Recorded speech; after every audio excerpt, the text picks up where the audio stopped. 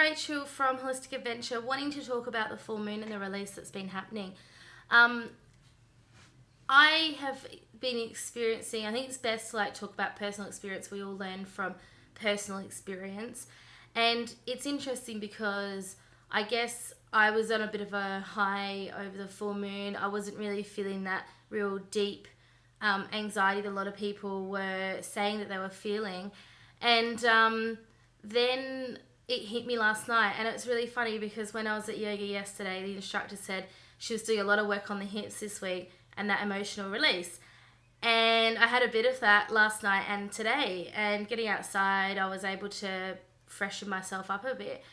But it came really clear to me that a lot of people, and just from having different conversations, they feel like if they release it, then it's not going to be there anymore. But there is probably the best way to explain it is that we've held this belief for so long that we've released. We've held the pattern of belief. It's been a cycle that's been an issue for us for quite a while. And so releasing it is fantastic, and it is a very beautiful experience. And then we do have to integrate our energy again.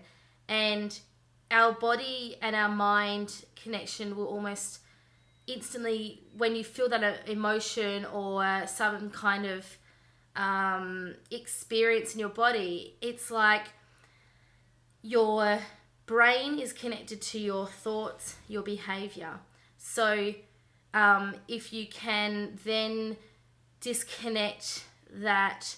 So from experience, I was disconnecting from my self-worth issues, and what I was trying to get out of it was the emotional eating that I always do. So I've been going off sugar, and that's been fine.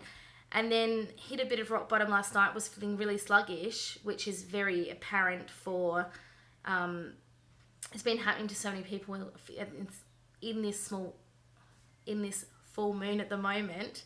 And it's been something that I've been dealing with for quite a while. And I decided a couple weeks ago, nah, not going to deal with this anymore. It's not something that I need.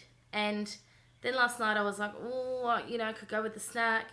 And then today, I didn't really end up having anything, but it was just it was really there. And it was like a senses overload. So I could taste how I would feel if, I ate something that was a snack, and what I would feel after. And I was craving that, what I would say is that content feeling. So I had chocolate or chips or whatever it was, junk food.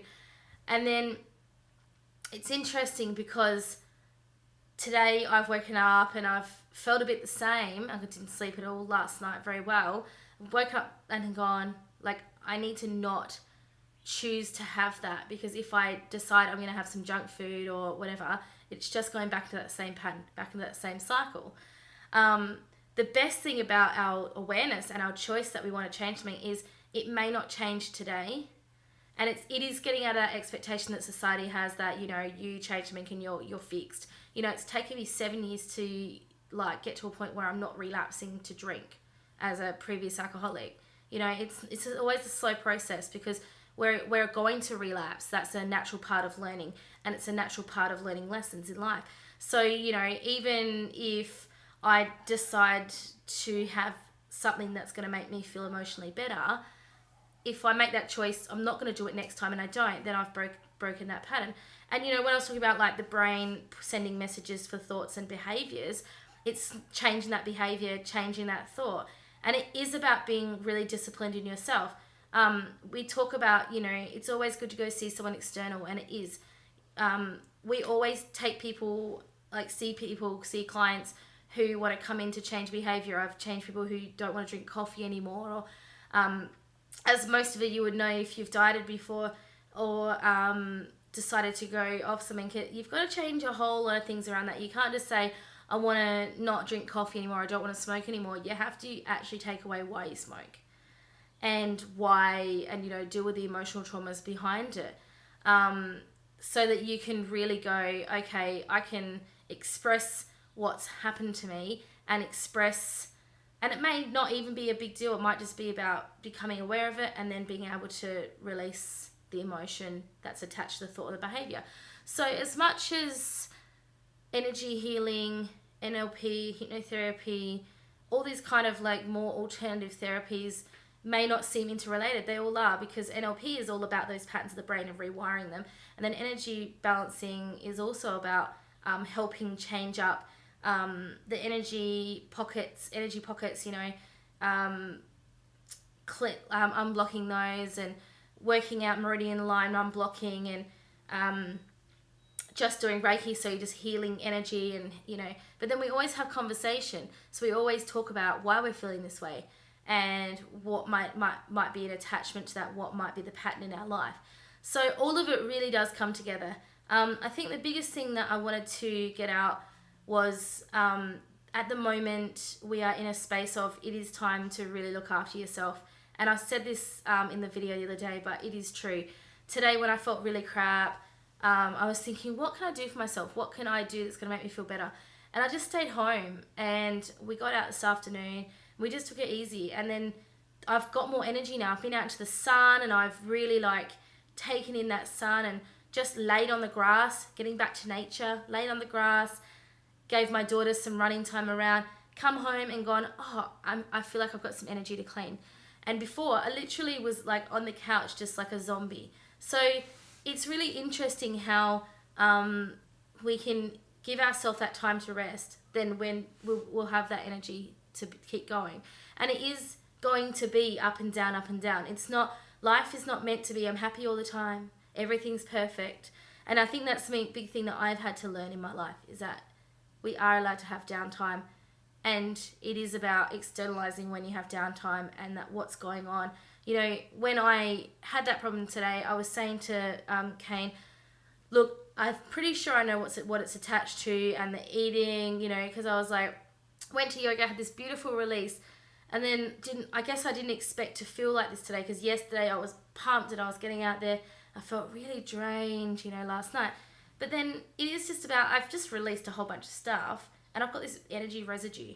And the pattern is still there and the belief is still there until I detach it from my life.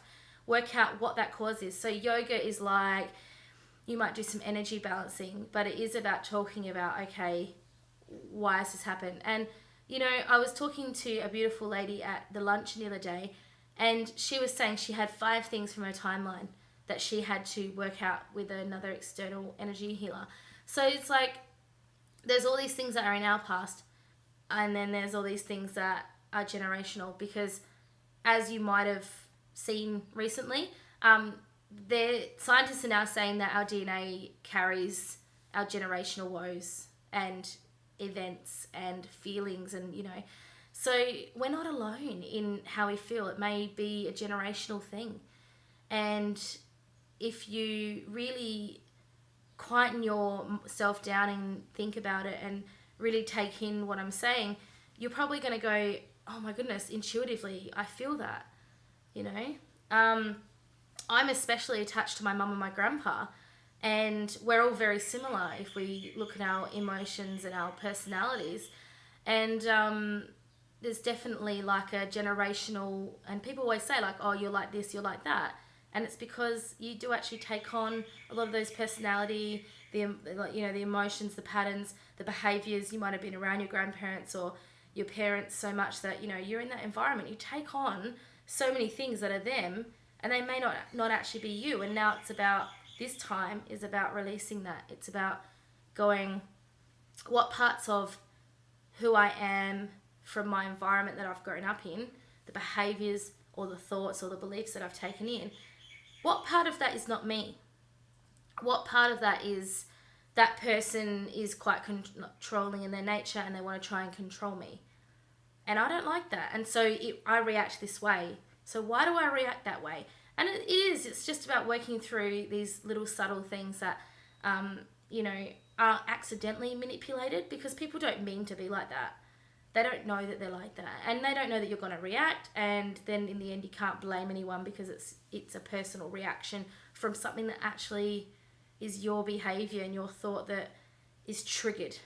So yeah, it's a really interesting way of looking at, we've done this big release, And now we need to rest. We need to do things like go to the beach, do whatever you feel is good for you. Take time to sleep.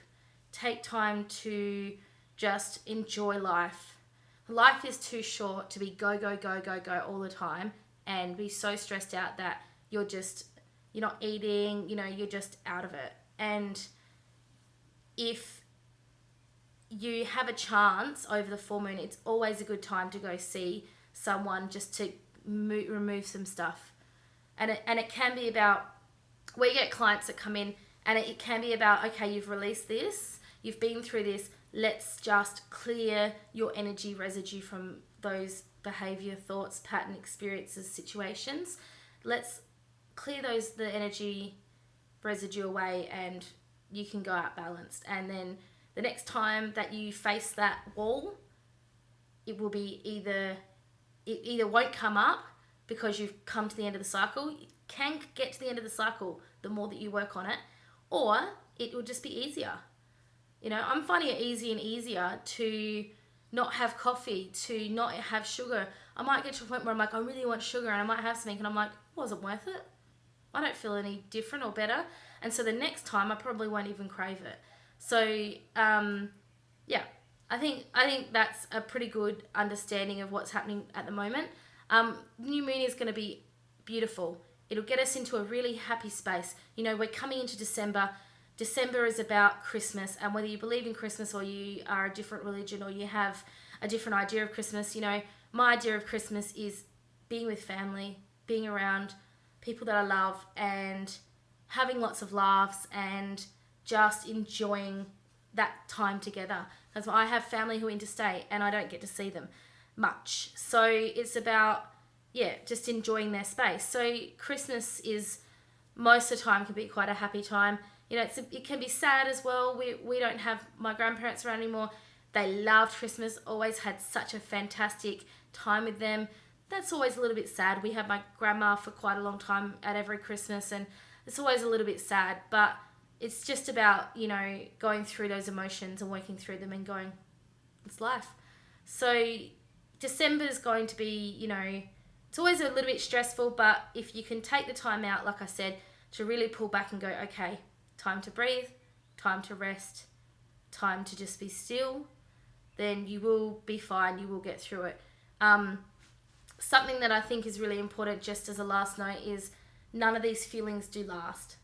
And it's like 2 or 3 days, and then you can push through it and, get to a better space. So if you can remember that, it won't last. And I kept thinking that last night. I was like, I don't know this space anymore because I just don't really get flat. I don't feel flat often. But then I was like, okay, I can't stay in the space forever. I will get better. And then today I said, let's go for a walk, and I felt instantly better.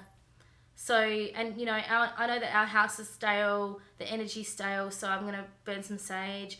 And it's about keeping that up. My crystals are outside. I've just had them basking in the beautiful moon. I'm going to bring them in and, get them to charge the house up a bit.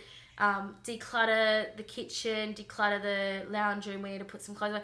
Just about doing some of those things, some of those self-love things. So if there's anything that I think you should do in the next couple of days is like love yourself, take care of yourself, be kind. If it means chill out, have a wine, if it means, just going out and having a bit of a night out, if it means just sitting on the couch, not doing some work for one night, do it. You'll really be like, this is what I need to do right now. And then the next day, go and do it and have more energy and feel like you're now in the present to be able to do that. Okay, well, I hope that you're having a fantastic weekend and talk to you soon. See ya.